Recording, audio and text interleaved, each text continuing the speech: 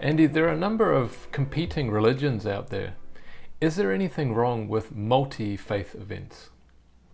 Do you know, that's a question we hear a lot in today's age, especially actually when tragedy or terrorism strikes. I mean, as we record this interview, it's only a short while since that horrific terrorist attack in your home country in New Zealand, where that right-wing extremist walked into that mosque and killed 49 people. And as an attempt to sort of bring communities together and process what's happened, New Zealand, I understand, has had some of these kind of multi-faith events where they try and bring people together, all faiths and none, to kind of commemorate and deal with what's happened.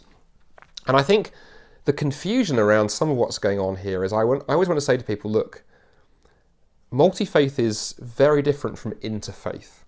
I think interfaith events are phenomenal, where we get people of different backgrounds, Christians, Muslims, Hindus, Buddhists, Jews, atheists, to sit down together, to listen to one another, to learn to get along. That's one of the huge questions in our society right now. How can we get along with each other in spite of our differences? So those are interfaith events, and I've been involved in those for 20 years. I've been studying the Quran for 20 years. My PhD is in Islamic studies.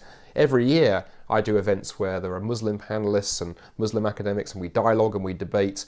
And they're free to be Muslims, I'm free to be a Christian, and we're figuring out how we can, talk together well despite our differences. Where the problem begins is when you blur that into multi-faith. And some people sort of think what we need to do is kind of throw all the religions of the world, Islam, Christianity, Buddhism, Hinduism, even atheism, put them all into one great pot, stir them up, and we've got this wonderful multi-faith soup, because basically everyone believes the same thing. That's a huge problem. It's primarily a problem because it's deeply disrespectful. It disrespects our Muslim friends, because my Muslim friends do not believe the same as me.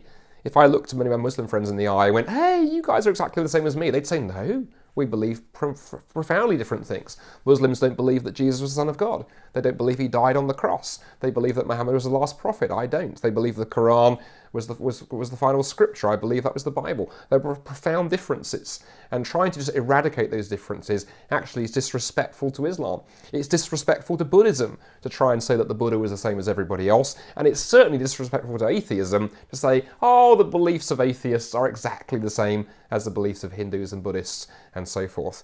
So I think when we separate multi-faith and interfaith, it becomes helpful. And the question, therefore, is how can we live together despite our differences? And the Christian answer to that question is that we live together despite our differences is because, as a follower of Jesus, he tells me to love those who are different to me, even love those who are my enemies. I don't believe Muslims are my enemies, but even if those who believe differently to me were, Jesus still tells me what I should do. I should love my enemies. And Jesus doesn't merely just tell us that as Christians, he demonstrated that. Because while I was his enemy, while I was as far from God as it was possible to be, Jesus still died for me, still gave his life for me, that I could have that relationship with him. And as a Christian, it's my duty to do the same and to love others in that regard. So we don't blur people together. We recognize differences. We respect differences. Create spaces where people can engage with one another, but recognize too, we are not the same.